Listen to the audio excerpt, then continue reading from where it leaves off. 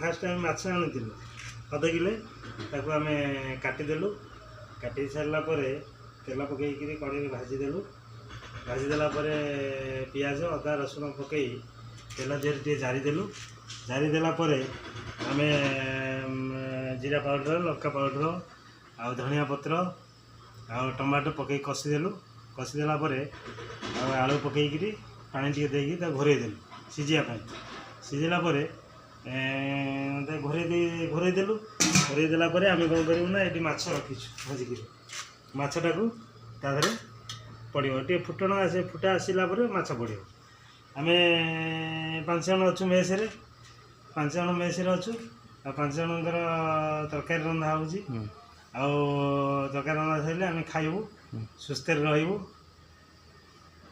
जय जगन्नाथ RIPL रे service करचु समस्ते खुशी रे रहिबू आ दिनटा आमर मंगलमय हो जय जगन्नाथ नमस्कार।